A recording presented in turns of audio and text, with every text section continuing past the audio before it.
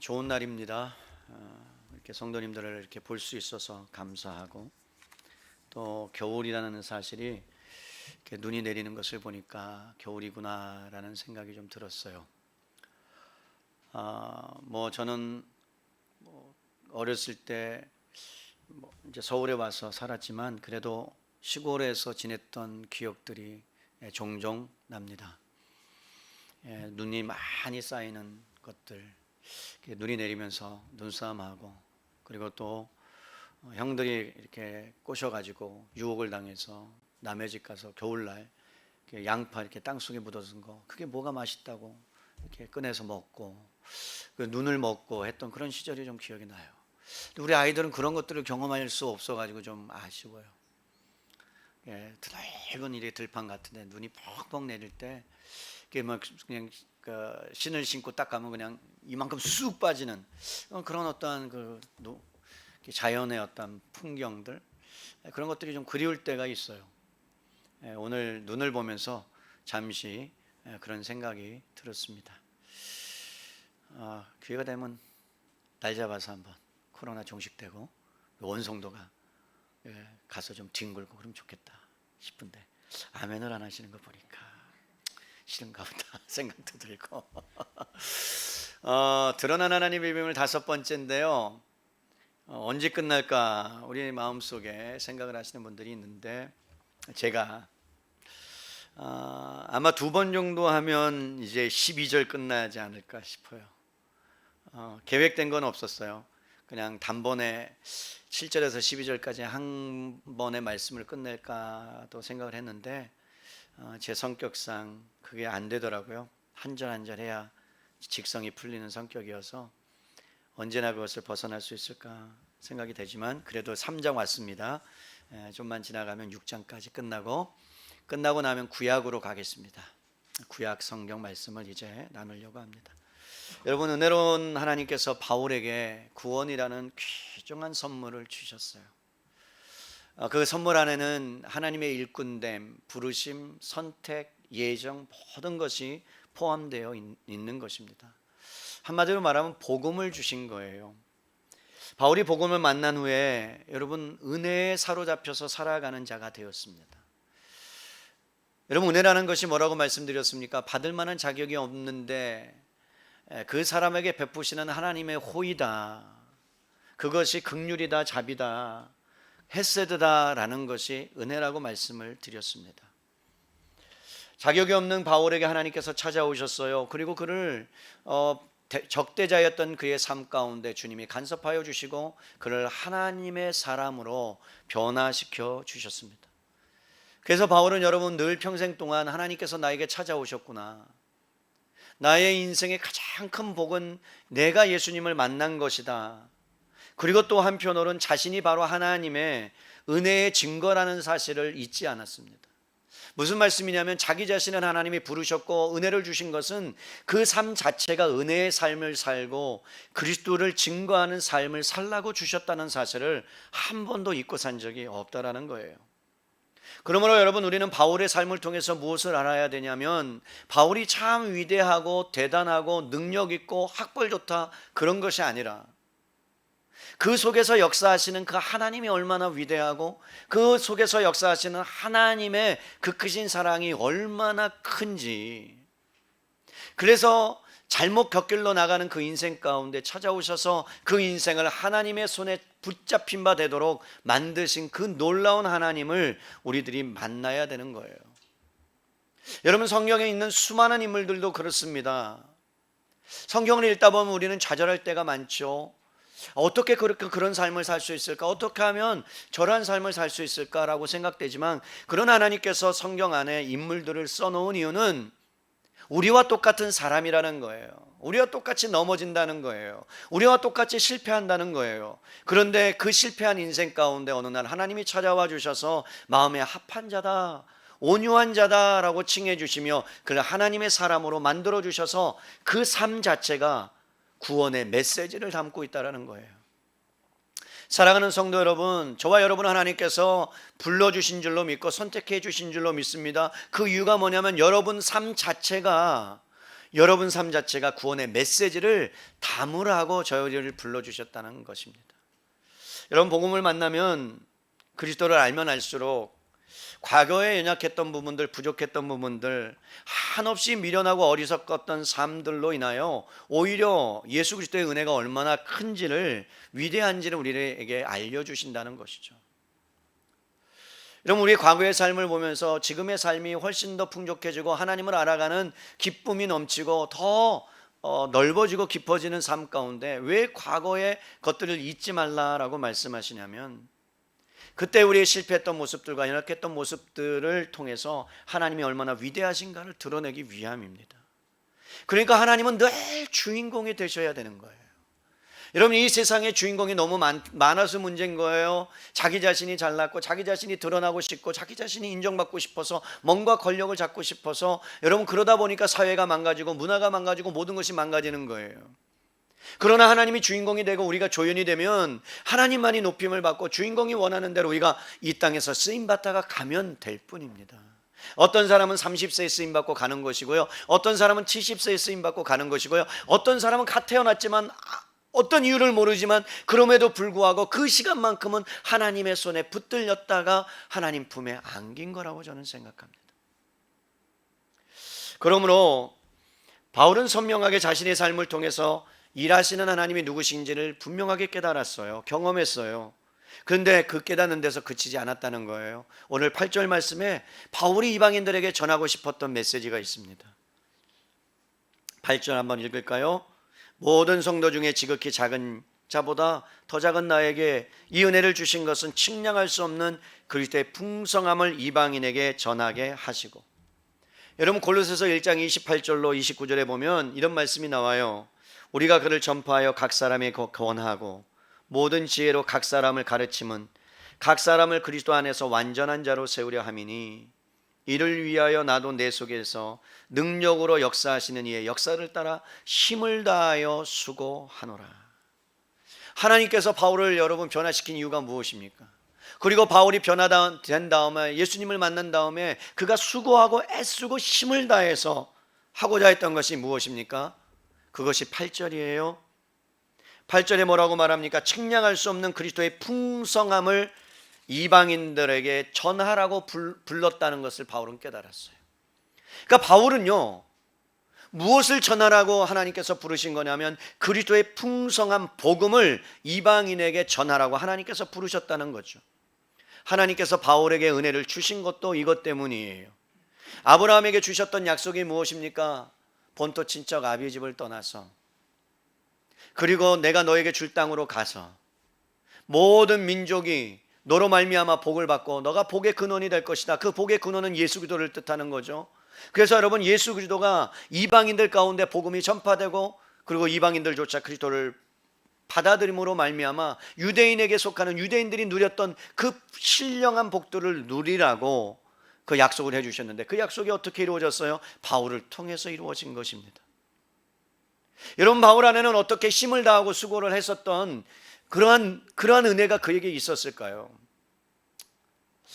힘들었을 것 같아요. 어려웠을 것 같아요. 성경을 보면 후회라는 것들은 찾아볼 수 없거든요. 근데 정말 그랬을까? 바울도 인간인데, 바울도 사람인데 복음을 전하다가 힘든 일이 없었을까? 어려운 일이 많았는데 포기하고 싶지는 않았을까? 지난번에도 잠깐 언급했지만 정말로 힘들었던 것들을 여러분 고린도 전후서에 마음을 쏟아놓았다고 말씀을 드렸잖아요. 그러면 어떻게 그는 그것들을 다 극복해 놓고 기쁨으로 이 일을 감당할 수 있었을까? 아빠의 구도라는 오래된 글이 하나 있어요. 실제적인 1986년도니까 굉장히 오래된 글이에요. 제가 이 글을 읽으면서 바울의 마음이 좀 느껴졌어요. 한번 들어보세요. 낡고 찌그러진 아빠의 신발을 볼 때마다 나는 견딜 수 없이 우울하고 슬프기만 했습니다. 내가 이런 비참한 마음을 갖기 시작한 것은 아빠가 실직한 이후부터였습니다. 아빠의 실직 이유는 나는 아직도 알지 못하지만 아빠는 그 일로 몹시 괴로워하고, 그리고 가끔 주무실 때마다 몸을 부르르 떠시던 모습은 마치 활동 사진처럼 내 기억 속에 찍혀 있습니다. 실직하신 지 3개월쯤 되었을 때 아빠는 어느 회사 신입사원으로 새로 입사하셨습니다. 그러나 예전 회사와는 달리 다른 업종으로 이직하신지라 아빠는 여러모로 어려움이 많았었나 봅니다. 입사한 지 1개월이 조금 지나 사람들이 꺼려하는 출장 근무를 지원하셨고, 회사의 허락을 받은 아버지는 그 후 늘 출장을 다니시게 되었습니다. 처음에는 3, 4일씩 일하던 출장이 조금 지나서 한두 주 늘어났고, 요즘 와서는 한 달에 한 번씩 겨우 집에 들어오십니다. 아빠는 어디 있는지 알 수 없으나 거의 매일 걸어 다니심이 분명했습니다. 그나마 그 구두도 그리 오래 가지 못했습니다. 본래 낡았던 구두가 어느샌가 뒷굽도 다 닳고 앞으로 입을 벌리고 있었던 것입니다. 아빠는 그 낡은 구두를 몇 번이나 다 수선했지만 끝내 더 이상 수선조차 불가능하게 되었을 때 아빠는 가장 값싼 운동화를 사 신으셨습니다. 엄마가 없으셨던 거예요. 우리 남매를 키우시느라 구두를 살 형편이 못 되었던 것입니다. 그 운동화 역시 한번 출장을 다녀오자 금방 낡은 신이 되고 말았습니다. 아빠의 구두를 볼 때마다 나는 가슴이 아파 견딜 수가 없었습니다. 그래서 다가오는 아빠 생신 때 반드시 구두를 마련해서 선물을 드리리라 다짐을 했습니다. 용돈을 따로 받아 모을 형편이 아니었으므로 학교 오갈 때 버스 타는 대신에 걸어 다니기 시작했습니다. 몇 주 지나지 않아 금세 2,000원이 모였습니다. 몸은 피곤했지만 마음은 한없이 기뻤습니다. 그리고 몇 달이 지나 어느 토요일 오후였습니다. 수북히 쌓인 은행잎들을 밟으며 중앙청으로 걸어 집으로 향하던 중에 저 앞에 웬 키 작은 남학생 하나가 낙엽을 터벅터벅 밟으며 힘없이 걸어가는 모습을 보았습니다. 바로 중학생 1학년인 남동생이었습니다. 내가 빠른 걸음으로 다가가 동생의 팔을 잡으며 말했습니다. 아니, 너 왜 자꾸 누나 말 안 듣는 거야? 너는 어려서 걸어 다니면 성적 떨어지니까 반드시 버스 타고 다니라 그랬잖아. 동생이 퉁명스럽게 말했습니다. 그럼 난 아빠 구두값을 어떻게 모으란 말이야? 나는 동생에게 애원하듯 말했습니다. 누나가 다 모을 테니까 너 걱정하지 말라니까. 누나가 몇 번이나 말했어. 갑자기 동생의 표정이 바뀌면서 물었습니다. 누나 얼마 모았어? 7,500원이라는 나의 대답을 들은 동생이 흥분한 목소리로 말했습니다. 와, 그럼 내가 모은 거 합치면 웬만한 구두 살 수 있겠다. 누나 나 그동안 2,000원 모았어. 나 잘했지? 나는 동생이 너무 대견스러워서 하마터면 대로변에서 울음을 터뜨릴 뻔했습니다. 그 다음 토요일 동생과 함께 남대문 시장에 가서 10,000원짜리 구두를 샀습니다. 그리고 예쁘게 포장한 다음 며칠 남지 않은 아빠의 생신을 기다렸습니다. 아빠가 그날만큼은 꼭 집에 오기를 간절히 바라면서 말입니다. 마침내 아빠의 생일이었습니다. 생신일이었습니다. 학교에 돌아와 보니 먼저 동생이 풀이 주고 있는 거예요. 너 왜 그러니? 어디 아파? 아빠가 오늘 못 오신대. 그러니까 구두를 드릴 수 없잖아. 동생의 눈에서 눈물이 흐르고 있었습니다. 다 낡아빠진 싸구려 운동화를 신고 지금도 어느 도시 어딘가를 걷고 계실 아빠를 생각하니 어느새 내 눈에서 뜨거운 눈물이 한 방울씩 떨어지고 있었습니다. 그것은 아쉬움의 눈물일 뿐 더 이상 슬픔의 눈물은 아니었습니다.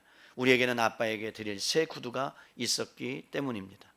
사랑하는 아빠의 헝구두를 보고 여러분, 중학생 3학년과 1학년 학생이 남매가 버스비 1시간 넘는 거리를 걸어다니면서 아끼면서 몇 달 동안 여러분 아빠에게 구두를 선물하고자 하는 그러한 내용을 썼던 거예요. 다리가 얼마나 아팠겠어요.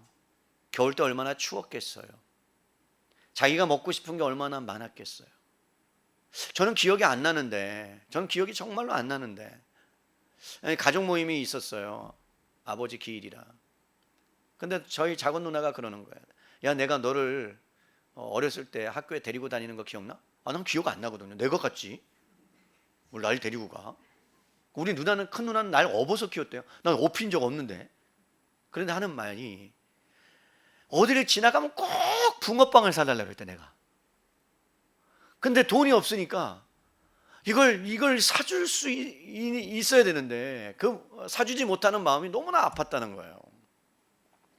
그래서 내가 그랬죠. 난 기억이 없어. 난 붕어빵 사달라는 적이 없어. 내가 내 돈으로 사 먹었으면 사 먹었지. 난 그런 적이 없어. 근데 누나는 기억하고 있는 거죠. 여러분, 무슨 말씀을 드리고자 하냐면 다리가 아프고 피곤하지만 새 아빠의 구두를, 그러니까 아빠의 새 구두를 사고자 하는 그 마음이 그 안에 있으니까 그 아픈 것이, 힘든 것이 견딜만 했다는 거예요. 가슴이 뿌듯한 거예요. 마음이 뿌듯한 거예요. 여러분, 사도 바울이 그랬던 거예요.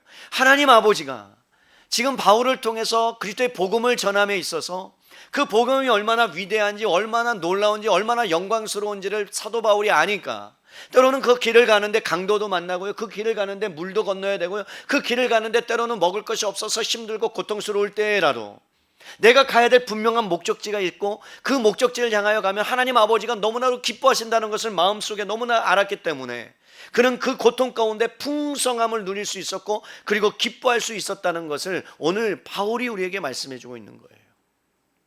여러분, 사랑하는 성도 여러분, 신앙의 모든 선배들이 그렇게 그 길을 걸어갔다는 거죠. 선지자들을 보세요. 여러분, 복음을 전했을 때, 말씀을 전했을 때 수많은 사람들이 그 선지자를 향하여 욕을 합니다. 회개하라고 외치니까 그 회개를 하지 않아요. 도리어 선지자들을 욕합니다. 그럼에도 불구하고 그들 가운데 그것을 견딜 수 있었던 것은 뭐냐면 하나님 아버지의 기쁨이, 하나님 아버지의 은혜가, 하나님 아버지가 어떤 마음을 갖고 계셨는지를 알기 때문에, 그 마음을 헤아릴 수 있기 때문에, 아버지가 기뻐하는 일이라면 내가 뭐든지 할 수 있다라는 그런 마음이 그 신앙의 선배들 안에 있었다라는 거죠.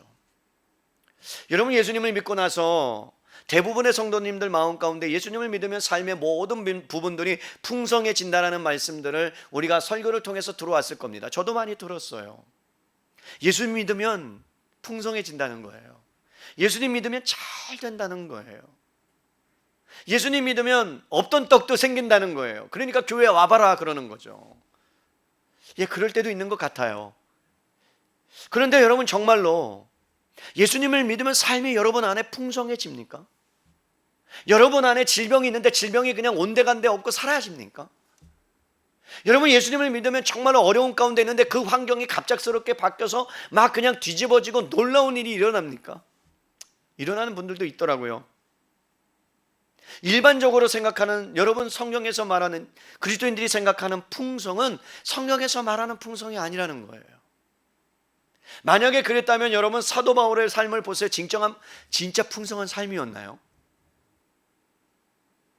진짜 풍성한 삶이라면 우리는 감옥에 갇혀야 되고요, 그리고 두들겨 맞아야 되고요, 강도도 만나야 되고요, 여러 가지 일들을 당해야 돼요. 그것이 여러분 성경에서 말하는 풍성이 아니라는 겁니다. 예수님을 안 믿는 사람이 훨씬 더 삶이 풍성해요. 훨씬 더 풍족해요. 누리면서 삽니다. 가진 것도 많아요. 더 잘 되는 것을 보면 예수님 믿지 않은 사람이 훨씬 더 잘 돼요. 그러니까 시편 기자가 37편과 73편에 이렇게 말하잖아요. 저 악인들이 잘 나가는 모습을 보십시오. 하나님, 어떻게 나는 하나님의 말씀대로 살고 바둥바둥 어떻게 하면 하나님 말씀대로 그냥 어떻게 지킬까, 이렇게 아둥아둥 사는데, 아니 어떻게 저 사람들은 하나님도 모르는 사람들인데 아니 저렇게 잘 살 수 있습니까? 억울합니다. 정말 억울합니다. 이게 시편의 고백이거든요. 여러분, 바울이 하나님의 선물을 받고 나서 하나님의 일꾼으로서 그는 무엇을 전해야 되는지 분명하게 알았던 사람이에요. 그런데 그 전하는 내용이 무엇인지도 분명히 깨닫던 사람이에요. 8절을 다시 볼까요? 모든 성도 중에 지극히 작은 자보다 더 작은 나에게 이 은혜를 주신 것은 측량할 수 없는 그리스도의 풍성함을 이방인에게 전하게 하시고. 이 편지를 쓰고 있는 당시에는요, 세계가 위기에 봉착해 있었던 시대입니다. 그런데 여러분, 그때만의 위기가 아니고 지금도 세계는 위기에 처해 있어요. 그때마다 여러분, 교회가, 목사들이, 여러분 사명이 무엇인 줄 아십니까? 복음을 전파하는 거예요. 이것은 단순히 윤리를 가르쳐야 된다는 게 아니에요. 교회 안에서 여러분 이렇게 해야 잘 산다, 이렇게 하면 극복할 수 있다, 그런 문제가 아니에요. 강단에서는 여러분 정말로 시대를 보고 그 안에서 필요한 복음의 메시지가 선포돼야 되는 거예요. 세상의 도덕과 윤리를 가르치는 것이 많습니다. 철학자들도 그것을 가르칩니다. 그러나 여러분, 바울은 이것을 위해서 부름받지 않았어요. 윤리를 가르치기 위해서가 아니에요. 이렇게 해야 된다가 아니에요. 복음이 필요하기 때문에 복음을 선포했다라는 거예요. 단순히 종교를 선포한 것도 아닙니다. 종파를 여러분 전한 것도 아니에요. 어떤 문제에 대해서 예수 그리스도의 가르침이 이것을 극복해낼 수 있는 비결이 뭐냐, 그걸 가르친 것도 아니에요. 정말로 여러분 바울이 원했던 건, 아니 하나님이 원했던 것은 뭐냐면, 오늘 8절에 뭐라고 말씀하고 있느냐, 이방인들에게 그리스도의 풍요함이 무엇인지, 복음이 무엇인지를 바울로 하여금 하나님께서 선포하기를 원하셨던 거예요. 왠 줄 아십니까? 세상에 들어가기 시작하면 세상의 문화가 이 그리스도인들조차 다 스며들어서, 그리스도 안에 스며들어서, 교회 안에 스며들어서 복음이 복음되지 아니하고 복음이 시석화되는 그런 상황 가운데 진짜 복음을 하나님께서는 전파하기를 원하셨던 거예요. 여러분, 진짜 복음이 뭐예요? 여러분, 그리스도 자신이에요. 뭐라고요? 그리스도 자신이에요. 여러분, 다시 한번 8절 보세요. 측량할 수 없는 그리스도의 풍성함이라고 말합니다. 여러분, 우리가 할 일이 무엇이다, 주님께서 우리에게 하라고 요구하신 것이 복음의 핵심이 아닙니다. 복음의 핵심은 무엇이냐면, 복음의 시작은 무엇이냐면, 본질은 무엇이냐면 주님께서 우리에게 주신 것이에요. 주님께서 우리에게 주셔서 우리가 주님으로부터 받은 것으로부터 출발하는 거예요. 그러니까 우리 안에 복음이 들어와야 여러분 그 복음을 전할 수 있고, 복음을 드러낼 수 있고, 복음을 나타낼 수 있다는 거예요. 바울이 이렇게 말하는 거예요. 나는 너에게 나아갈 특권을 부여받았다. 그리고 너에게 복된 소식을 갖고 있는데, 줄 복된 소식을 갖고 있는데, 그것이 뭔 줄 아니? 그리스도의 풍성함이다. 여러분, 그리스도의 풍성함이지 나의 풍성함이 아니에요. 역설적으로 예수님을 따라가는 사람들, 정도를 걷는 사람들, 그리고 예수님을 위하여 사는 사람들은 여러분 사실 세상이 누리는 풍성함을 어떤 면에서는 누릴 수가 없습니다. 왜? 내 것이 아니거든요. 주님의 것이거든요. 그럼 주님의 것이기 때문에 주님의 것답게 사용해야 되고, 써야 되고, 그리고 주님의 마음에 합한 대로 살아야 되거든요. 그러니까 사실은 세상이 말하는 풍성함과 풍족함과는 조금 거리가 먼 사람들이 그리스도인이라고 할 수 있습니다. 우리의 풍요가 아닙니다. 그리스도의 풍요입니다. 그리스도의 풍성함입니다. 그러니까 여러분, 사람 안에서는 그 풍성함을 발견할 수가 없어요. 사람에게서 나올 수 없기 때문에 무엇보다 측량할 수 없는 풍요를 주신다는 것은 여러분 그리스도께서 친히 풍요로우신 분이다라는 뜻입니다. 왜 그렇습니까? 왜 풍요로운 분이에요? 인간에게 줄 수 없는 것을 예수님은 자신이 갖고 계셨어요. 그게 뭐예요? 이 땅에 선육신 하셔서 여러분 오신 거예요. 하나님을 버리고, 하나님의 그 영광과 능력을 버리고 성육신 하신 것이 풍성함이요. 여러분, 남들 대신에 모든 인류의 죄를 다 뒤집어 쓰고 죽은 것이 예수 그리스도의 풍성함이요. 그리고 부활하시고 승천하셔서 여러분 우리의 중보자가 되어주신 것이 풍성함입니다. 왜 그렇습니까? 그 모든 것이 그리스도 안에 있기 때문에, 그를 떠나서는 우리가 아무것도 할 수 없는 존재이기 때문에 하나님께서는 그 모든 풍요를 그리스도께 비축해 놓으셨다라고 말씀하고 있는 거예요. 그렇다면 여러분, 그리스도의 풍성함이란 구체적으로 무엇을 말씀하고 있는 걸까요? 왜 그리스도의 풍성함이 우리에게 중요할까요? 그것이 없으면 우리는 어떻게 될까요? 만약에 그 풍성함이 우리가 알고 깨닫게 된다면 우리의 어떤 삶을 우리는 살아갈 수 있을까요? 오늘 그 말씀을 여러분과 함께 나누기를 원하는 거예요. 바울이 여러분 그리스도의 풍성함을 측량할 수 없는 거라고 설명합니다. 되게 길어요. 헬라어로 아넥시크니아스토스예요. 그런데 이게 무슨 뜻이냐면 헤아릴 수 없는, 탐구할 수 없는, 잴 수 없는, 추적할 수 없는, 깊이를 다할 줄 모르는 이런 뜻을 갖고 있습니다. 그러니까 여러분, 인간으로서는 도저히 흉내낼 수 없는 거예요. 모방할 수도 없는 거예요. 이 풍요는 오지 못하는 거예요. 그러니까 우리 안에는 결코 일어날 수 없는 풍성, 그것이 누구에게만 있다고요? 그리스도 안에만 있다는 거예요. 그러면서 말씀합니다. 그리스도의 풍성함을 이방인에게 전하게 하려고 결국은 그 풍성함을 이방인들이 알 수 있게 된다. 그럼 누가 알 수 있어요? 그리스도께 나아가는 자만이 알 수 있어요. 그럼 구체적으로 그 풍성함의 내용이 뭔지를 우리가 볼까요? 고린도전서 1장 30절로 갑니다. 고린도전서 1장 30절입니다. 고린도전서 1장 30절. 너희는 하나님으로부터 나와서 그리스도 예수 안에 있고 예수는 하나님으로부터 나와서 우리에게 지혜와 의로움과 거룩함과 구원함이 되셨으니. 그러니까 바울은 뭐라고 말씀하냐면 그리스도 안에서만 발견할 수 있고 찾을 수 있는 풍요가 지혜라고 말하는 겁니다. 여러분, 바울이 말하는 지혜는 모든 만물이 이런 뜻이에요. 모든 만물이 존재하는 이유가 뭐냐? 이 땅에 우리가 살아가는 목적이 뭐냐? 너희는 어디로부터 와서 어디로 돌아가느냐? 철학자들이 이야기한 거예요. 근데 지금도 철학자들은요, 어디로부터 어디로 와서 어디로 가는지를 몰라요. 지금도 공부하고 있고 지금도 헤매고 있습니다. 그런데 여러분, 그 지혜, 인생의 근본적인 문제, 어디로부터 왔느냐? 우주의 만물은 어디로부터 기원했느냐? 이 세상은 어디로 가고 있느냐? 코로나19 시대에 우리는 어떻게 살아가야 되냐는 근본적인 질문에 대한 답이 어디 있느냐? 그리스도 예수 안에 있다라는 거예요. 여러분, 세상의 어떤 학문도요, 철학도요, 결코 이런 근본적인 질문에 대해서 말해주지 않는다는 것입니다. 답을 주지 않습니다. 그래서 우리에게 절대적으로 그리스도가 필요한 거예요. 지금도 수많은 사람들은 이 질문을 찾고자 헤매고 있습니다. 도를 향하여 나가고 있고 다른 종교를 헤매면서 그것을 찾고 있지만 그러나 찾지 못하는 거죠. 그 부요, 지혜 안에, 풍성함 안에 구체적으로 무엇이 들어있을까요? 예수님의 풍성함이 뭘까요? 성경은 우리에게 쉼이라고 말씀하고 있는 거예요. 뭐라고요? 쉼. 여러분, 사람들은 저마다 쉼을 위해서 살아갑니다. 돈을 왜 봅니까? 좀 더 어떻게 하기 위해서요? 편해지기 위해서 벌잖아요. 그죠? 여러분, 좀 더 편해지기 위해서. 그리고 최선을 다해서 살아갑니다. 살아가셔야 합니다.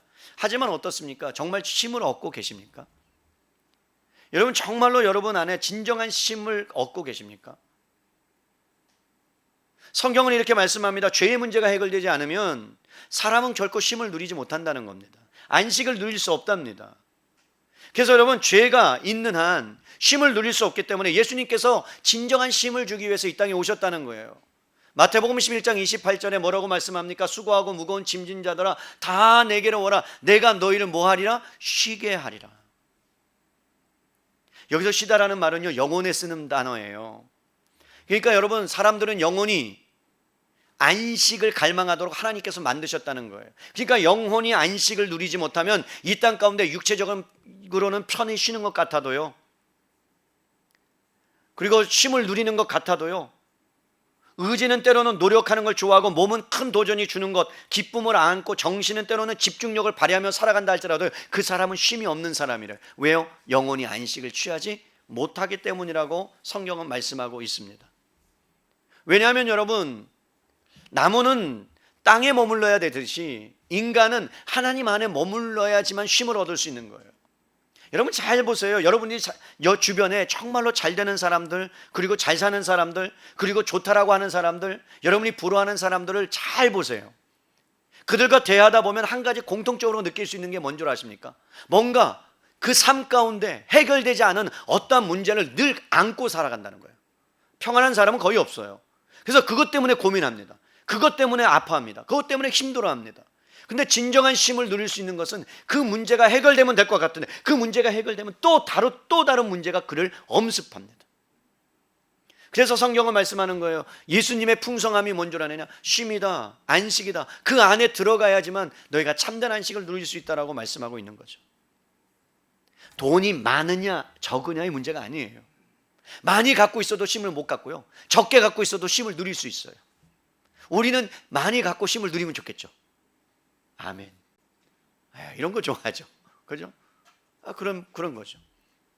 심리학자 로이 이름도 어려워요. 오늘은 바우미스터라는 사람이 있어요. 이분이 연구를 했는데 신체적인 피로보다 높은 수준의 피로가 뭔지 아십니까? 육체적으로 조금 힘들고 어려운 것보다 더 큰 피로는요, 자아 고갈이라고 그 심리학자가 말했어요. 그러니까 고갈된 상태로 살아가는 사람은요, 피로와 부정적인 감정을 더 많이 느낀다는 거예요. 그러니까 뭐냐면 정신적으로 스트레스를 많이 받으면 육체적인 피곤함은 문제가 되지 않고 정신적인 피곤함 때문에 더 많은 스트레스, 부정적인 감정이 일어난답니다. 근데 문제는, 그것보다 더 큰 문제는 영혼의 피로가 신체의 피로보다 훨씬 더 강력하다는 거예요. 사람들은 모르고 살아가요. 여러분, 영적으로 침체되거나 영적으로 다운되기 시작하면요, 정신과 몸이 반응하기 시작합니다. 그렇기 때문에 하나님께서 우리에게 진정한 쉼을 주고자 예수 그리스도께서 풍성함이 되어주셔서 여러분 쉼을 갖고 오셨다는 거예요. 그래서 그 안에 품에 안기기만 하면 주님의 쉼을 누리게 될 줄로 믿습니다. 근데 그 쉼은 뭐와 연결됐냐 하면 평안과 연결이 되어 있어요. 요한복음 14장 27절에 볼까요? 여러분 찾으세요. 요한복음 14장 27절이에요.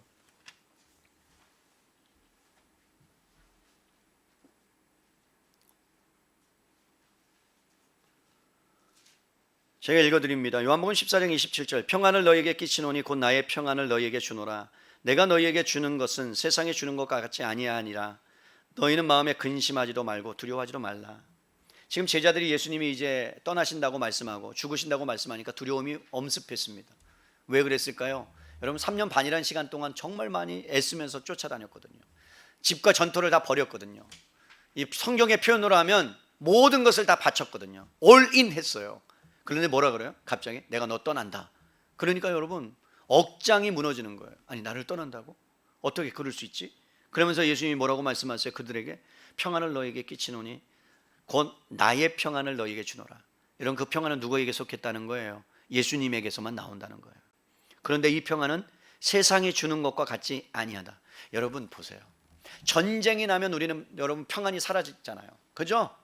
그런데 세상에서 일어나는 여러분 곳곳의 전쟁보다 마음에서 일어나는 전쟁이 훨씬 더 크다는 거 아십니까? 집안에 들어갔을 때 남편과 아내와 여러분 벌이는 전쟁이 훨씬 더 내 마음의 평안을 깨트린다는 거 아십니까? 세상에 일어나는 전쟁은 그냥 눈앞에 보이는 전쟁이지만 내 마음속에서 일어나는 전쟁은 내가 감당하지 못할 정도로 여러분 내 평온을 깨트린다는 걸 아십니까? 그런데 주님이 뭐라고 말씀하시는 거예요? 내가 너에게 주는 평안은 세상의 평안과 같지 않다. 세상이 줄 수 없는 평안을 내가 갖고 있는데 너에게 주겠다라고 주님이 친히 말씀하고 있는 거예요. 코로나19로 인해서 고통받는 사람들 너무나도 안타깝죠. 치료자가 개발되고 백신이 개발되는 것 여러분 그런 부분들이 여러분들에게 여러분 설교를 제가 코로나가 이렇게 개발되고 이런 약효를 해서 여러분들에게 이런 놀라운 은혜를 일어나게 만듭니다라고 하면 여러분들에게 여러분 위로가 될 수 있을지 모르겠지만 여러분의 영혼에게는 위로가 되지 않아요. 교회에서는 그런 것들을 설교하라고 전파하라고 하나님께서 우리를 세운 것이 아니에요. 그것보다 더 중요한 건 뭐냐면 인간의 탐욕으로 인해서 여러분 바이러스는 또 생기기 마련이에요. 또 다른 재난이 올 거예요. 닥쳐올 거예요. 그래서 여러분 우리에게 진정으로 필요한 것은 무엇이냐면 내적인 평안이에요. 내적인 평안, 흔들리지 아니하는 견고한 평안. 바위를 뚫고 여러분 바위가 굴러오더라도 나한테 둘러오더라도 그것이 그냥 별로 두렵지 아니하는 그러한 참 평안. 그것은 뭐라고요? 하나님으로부터만 온다. 그리스도로부터만 온다 라고 주님이 말씀합니다. 그러면서 빌립보서 4장 6절로 7절에 여러분 바울이 이렇게 말하잖아요. 그런 거 보면 참 바울 멋진 사람이에요. 하나님 손에 붙들려서 4장 6절로 7절에 이렇게 말씀해요. 아무것도 염려하지 말고 다만 모든 일에 기도와 간구로 너희 구할 것을 감사함으로 하나님께 아뢰기만 해라. 그래야면 모든 지각에 뛰어난 하나님의 뭐가요? 평안이 어디에서요? 어디에서? 그리스도 예수 안에서 너희 마음과 생각을 지키시리라. 그 평안이 누구한테 있다고요? 그리스도 예수 안에 있다라고 말씀합니다. 여러분 그 평안이 그리스도 예수 안에 있어요. 그리고 나서 여러분 그리스도의 풍성함 안에는 또 무엇이 있냐면 요한복음 16장 24절로 가보세요. 요한복음 16장 24절에 가보면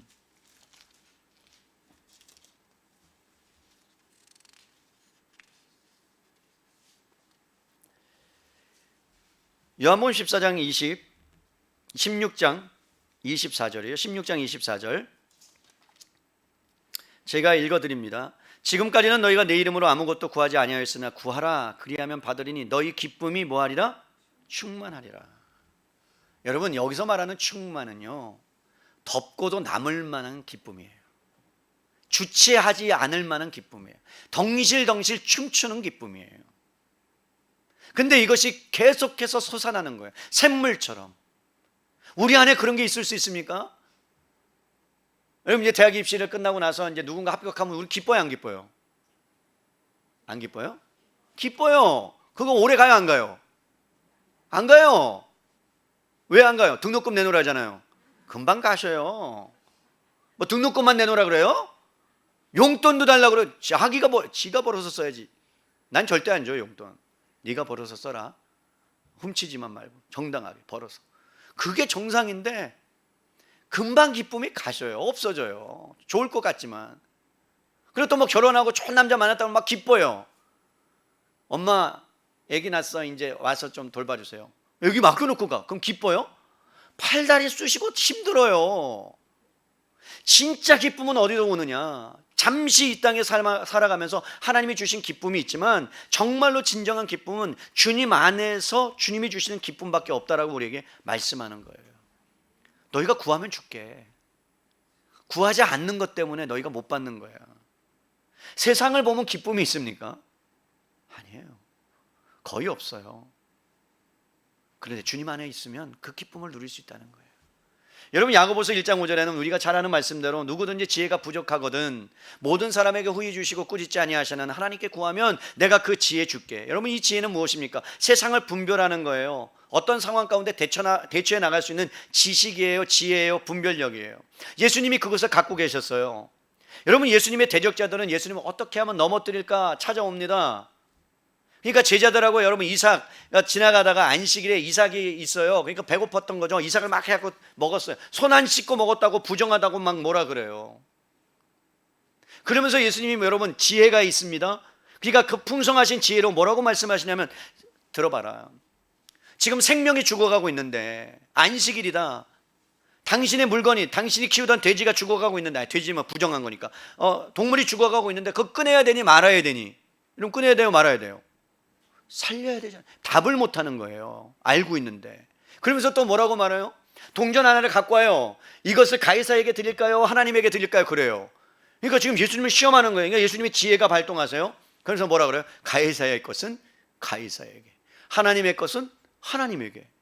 이것이 여러분 지혜입니다.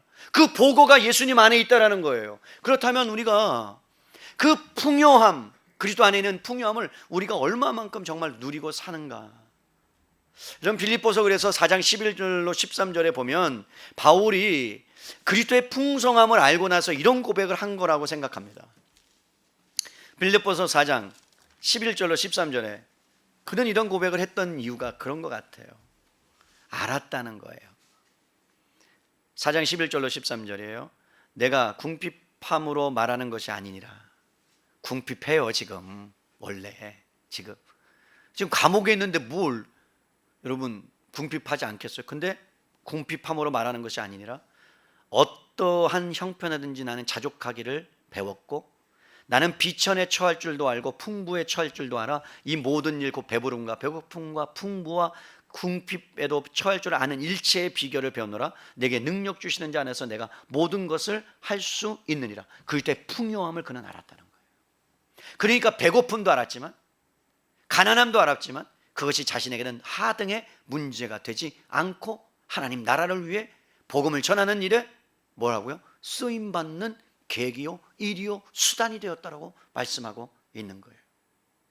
여러분, 우리의 대학생들은 4차 혁명이다, 뭐 500만 명의 일자리가 없어진다, 코로나19 뭐 기하급수적으로 여러분 확진자가 늘어나고 언제 백신을 맞을 수 있는지, 우리나라는 지금 백신을 맞을 가능성이 뭐 내년 6월이나 돼야 맞을 수 있는 가능성이 있어요. 청소년들은요 백신이 개발되지도 않았어요. 아직 어른들은 개발이 돼서 지금 맞고 있어요. 미래가 암담하고 막 불투명해요. 고통스러워요. 그런데 여러분, 그런 가운데서도 침착하고 평안하고 고요할 수 있는 비밀이 어디 있다는 거예요? 그리스도의 풍성함 안에 있다는 걸 아십니까?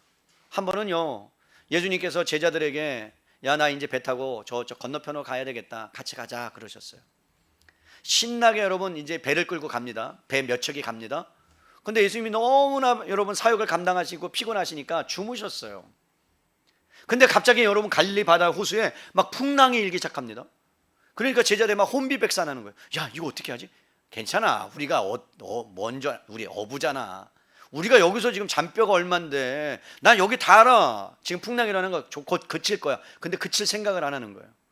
그러다가 여러분 배에서 막 물이 넘쳐나기 시작합니다. 밑으로 물이 들어와요, 위로 물이 들어와요. 그러니까 막 물을 퍼내기 시작합니다. 막 어떻게 해야 될지를 모르는 거예요. 근데 예수님 뭐 하고 계세요? 너무나 평온하신 거예요. 주무시고 계셔요. 나는 코 고셨을 것 같아. 그냥 주무시고 계세요. 그럼 막 이렇게 막 흔드는데도 안 일어나는 거예요. 그러면서 막 죽을 위협에 막 닥쳐오니까 어떻게 해요? 죽게 되었으니까 막 예수님 일어나라고 하니까 막 이제 예수님이 이렇게 마지못해서 딱 일어나셨죠. 그러면서 왜 그러냐 그랬더니 막 풍랑이 우리를 막 옮켜잡아서 죽을 것 같아요. 우리를 살려주세요. 예수님 지금 뭐 주무시고 계시는 게 무슨 이게 웬 말입니까? 막 그래요. 그러자 예수님께서 뭐라고 말씀하세요? 바다야 잠잠하라, 고요하라. 그러니까 뭐래요? 바다가 평온해져요. 우주 만물도 자연세계도 하나님의 말씀 앞에, 그 풍요 앞에 잠잠하면 잠잠하라 되는 것처럼, 여러분, 제자들은 예수님과 함께 있었지만 그 평안을 누리고 있지는 못했습니다. 그러니까 교회 안에, 우리가 교회 생활하면서, 신앙생활하면서 어떤 사람은 그리스도의 풍요함에 푹 빠져가지고 어떠한 환난이 오고 어떠한 힘든 일이 와도 그것들을 막 기쁨으로, 감사함으로, 어렵지만 눈물을 흘리면서 하나님 앞에 나아가서 괜찮아, 하나님께서 나와 함께 하셔, 그러면서 여러분 이겨내는 평온함을 갖는 사람이 있는 반면에, 하나님 그럴 수 있습니까? 나와보시라요, 이러는 거죠. 그럴 수도 있어요, 믿음이 연약하면. 그러면서 우리의 마음이 평안함을, 그리스도의 풍성함을 누리지 못하는 삶. 여러분, 그렇다면 그리스도의 풍성은 제가 말씀드린 것보다 훨씬 더 크다는 거죠. 성경의 몇몇 구절을 찾았지만 우리는 측량할 수 없는 그리스도의 풍성함을 정말로 여러분은 즐기고 있느냐 말이에요. 향유하고 계십니까? 그 풍성함 가운데 살아가고 계십니까? 어떻게 하면 우리는 그 풍성함을 여러분 향유하며 살 수 있을까요? 바울처럼 그런 고백을 할 수 있을까요? 그 해답이 어디 있을까요? 저는 요한복음에서 찾았어요. 요한복음 10장 9절로 10절을 가보세요. 요한복음 10장 9절로 10절. 우리 찾았으니까 한번 읽어봐요. 우리 함께 읽어보겠습니다. 10장 9절로 10절 시작. 내가 문이니 누구든지 나로 말미암아 들어가면 구원을 받고 또는 들어가며 나오며 꼴을 얻으리라. 도둑이 오는 것은 도둑질하고 죽이고 멸망시키는 것뿐이요 내가 온 것은 양으로 생명을 얻게 하고 더 풍성히 얻게 하려는 것이라. 여러분, 예수님이 이 땅에 오신 목적이 뭐라고요? 자신의 풍성함을, 자신의 풍요를 더 풍성하게 자기에게로 나오는 자들에게 주시기를 원한다고 말씀하고 있는 거예요. 그러니까 그리스도 안에 있는 풍성함을 누리기 위해서는 우리는 그리스도 앞으로 나아가야만 되는 거예요. 그리스도 안으로 들어가야만 되는 거예요. 근데 그 풍성함이 여러분 우리 가운데 오도록 하나님의 능력으로 역사하셨다는 거예요. 그것이 여러분 구체적으로 우리에게 어떻게 역사하셨는가? 요한복음 15장 4절로 7절이에요.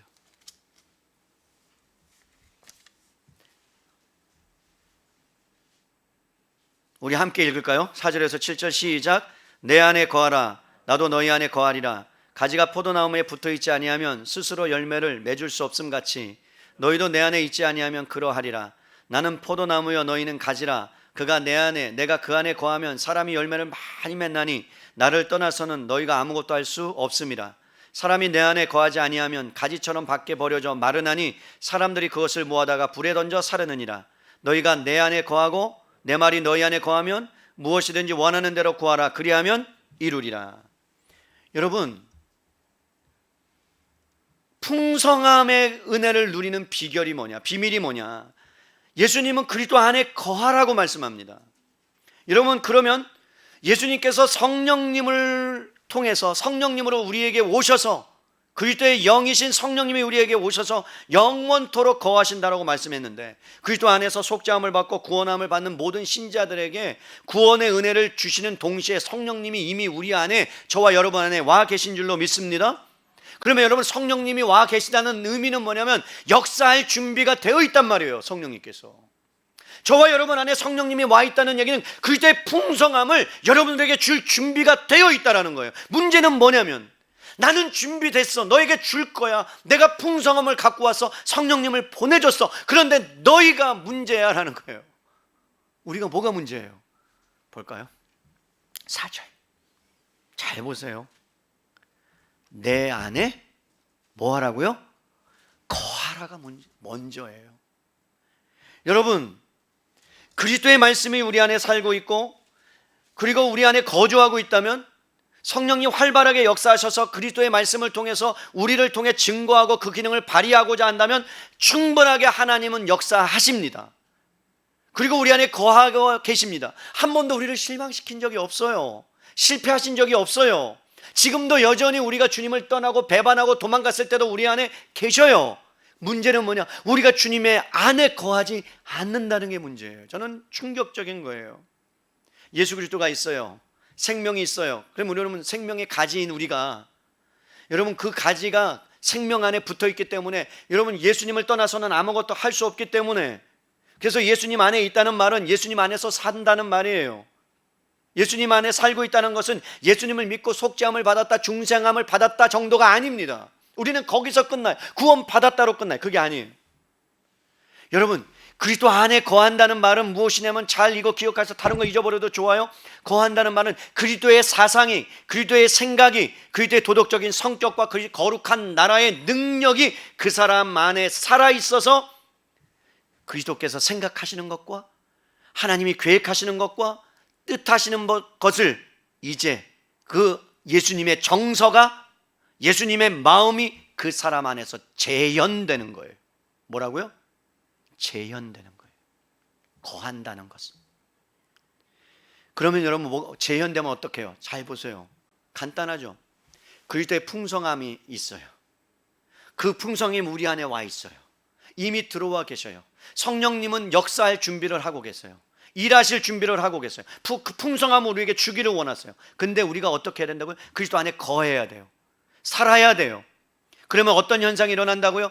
그리스도를 재현시키는 거예요. 어떤 재현이요? 평안이 드러나는 거예요. 기쁨이 나타나는 거예요. 은혜가 드러나는 거예요. 쉼이 우리를 통해서 전해지는 거예요. 그러면 여러분, 사람들이, 주변의 사람들이 그 사람의 환경과 여건 가운데, 아니 어떻게 저럴 수 있지? 뭔가 다른 애라는 고백들이 나오기 시작하는 거죠. 왜요? 그 안에 뭐가 있으니까? 그리스도의 풍요로움이 있으니까, 풍성함이 있으니까. 그래서 여러분 7절이 중요합니다. 7절을 볼까요? 너희가 내 안에 거하고, 그죠? 내 뭐가요? 말씀이 너희 안에 거해야 된다. 여러분, 예수님이 내 안에 있다는 것보다, 여러분 안에 있다는 것보다 더 중요한 건 이거예요. 여러분 안에 있어요. 하나님은 한 번도 떠나신 적이 없어요. 중요한 것은 내가 예수님 안에 살고 있느냐, 거하고 있느냐. 내 안에 거하시는 하나님은 실패하지 않고 실수하지 않으니까 문제가 될 게 없다면, 내가 주님 안에 거하지 않는 것이 문제요, 실패의 원인이다. 그럼 거할 수 있는 방법이 뭐라고요? 풍요함을 얻을 수 있는 방법이 뭐라고요? 주님 안에 거하는 거예요. 말씀이 거하는 거예요. 그러면 여러분, 예수님이 어떻게 하고 있는가를 볼까요? 예수님의 마음을 볼까요?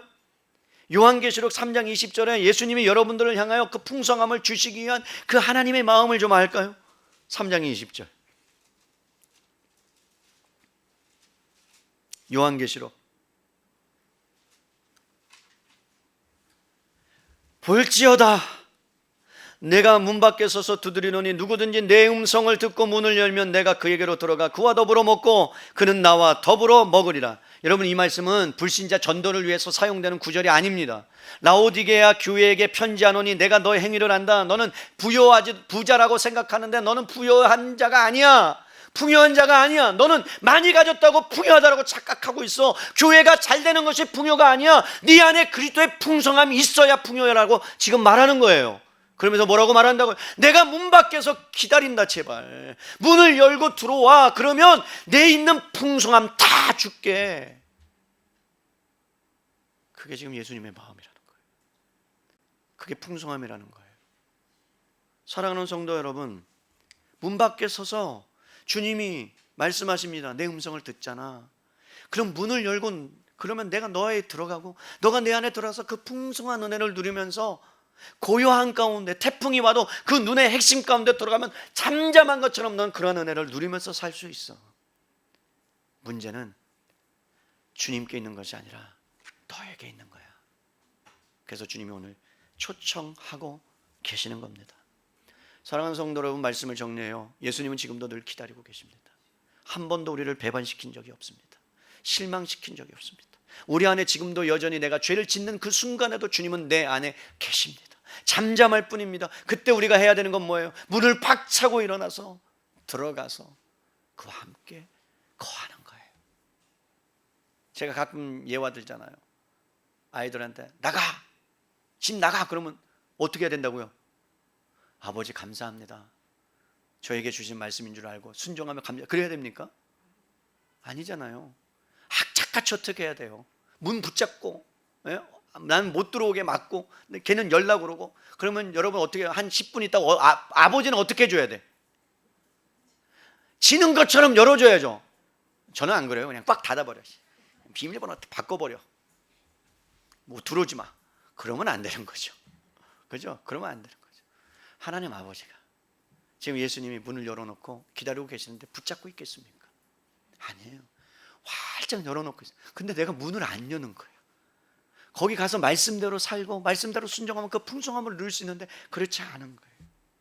그래서 오늘 주님께서 바울을 그렇게 여러분 그리스도를 재현하는 사람으로 평강을 재현하고 기쁨을 재현하고 그래서 그리스도가 바울을 통해서 재현되고 발현되는 것처럼 저와 여러분들을 그렇게 부르시고 계심을 믿을 수 있기를 바랍니다.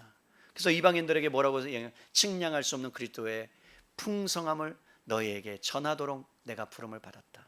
그럼 우리가 어떻게 살아가야 돼요? 이번 한 주간 그리스도 안에 거하는 삶을 살기를 바랍니다. 여러분 그리스도 안에 거한다는 것은 말씀 안에 머문다는 삶이에요. 말씀을 붙잡는다는 거예요. 그러면 그때 여러분들 삶 가운데 뭐가 임하느냐? 평강의 부요함과 평강의 풍성함과 기쁨의 풍성함이 여러분 장악하기 시작하면 성령님 일하기 시작하면 여러분 안에서 뭐가 나타나느냐? 여기 비밀 그리고 다음 주에 해야 되는데 그리스도의 영광이 나타나요. 모세가 가졌던 광채가 나타나요. 뭐라고요? 광채가. 사람들이 그를 보면 두려워해요. 그 때문이 아니에요. 그 속에 있는 역사 때문에 그래요. 그 사람 안에 있는 하나님의 성령의 능력 때문에 그래요. 그리고 고백해요. 뭔가 다른 것 같고 진짜 당신 안에서 뭔가 발현되는 것 같아요. 그때 또 우쭐하시면 안 돼요. 그죠? 그때 내 안에 하나님이 계셔서 그렇다고 전파하고 전도하시는 저와 여러분 되시기를 주님의 이름으로 축원합니다.